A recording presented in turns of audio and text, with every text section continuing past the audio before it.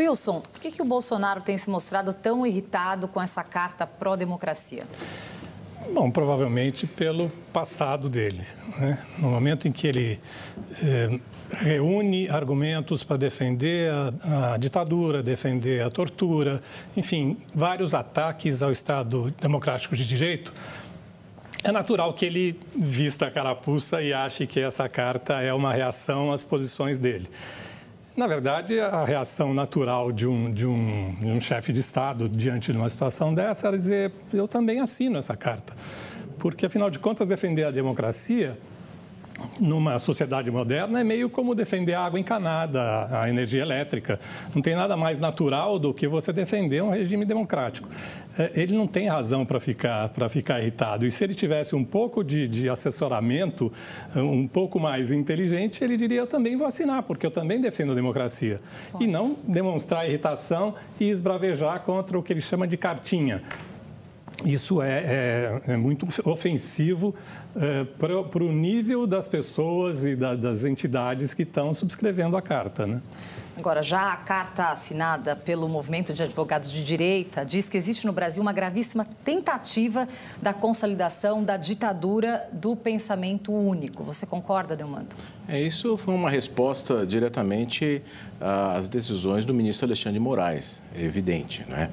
E o que acontece? Por mais que a carta da Universidade de São Paulo não tenha nada de partidária em seu texto, não é? Que se diga suprapartidária, pelos seus subscritores é evidente que ela tem uma conotação política. É óbvio que ela tem uma conotação política. E daí, na minha leitura, a irritação do presidente. E aí fizeram essa outra carta, também pelos advogados aí de direita, se titulou de direita, também defendendo a democracia. Se você ler as duas cartas, ambas defendem a democracia. Só que, em razão dos subscritores, na minha leitura, né, que da primeira carta, houve esta polarização. E é evidente que ela foi uma resposta, sim, às manifestações do presidente Jair Bolsonaro. Portanto, essa polarização que a gente vê em todas as redes sociais, a polarização que nós vemos na mídia, a polarização dentro do seio da sociedade, ela se repercutiu nessas cartas também, porque é impossível dissociar o caráter político dessas cartas. E daí veio esta outra, também lá com 700 mil assinaturas, e fica um fla-flu de cartas, mas no fundo ambas defendem a democracia. Wilson, sobre a pesquisa Quest, Bolsonaro teve a menor desvantagem, né, na série histórica. Lhe parece irreversível ou ainda tem muita água para rolar? Claro que ainda tem muita água para rolar, nada em termos eleitorais é irreversível.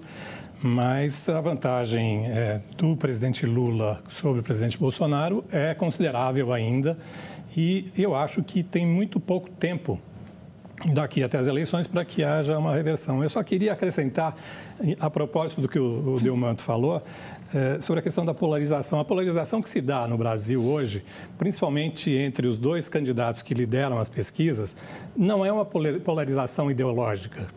Não é uma polarização política. Na verdade, é uma polarização de conversa de botequim, em que um agride o outro o tempo todo. E, na verdade, essa eleição, infelizmente, para os brasileiros, ela vai se dar na base da rejeição. Quer dizer, vai ser eleito aquele que tiver, dos dois, pelo menos, se nada acontecer daqui até lá, vai ser eleito aquele que tiver menor rejeição, o que é péssimo para a democracia e é péssimo para o país, né?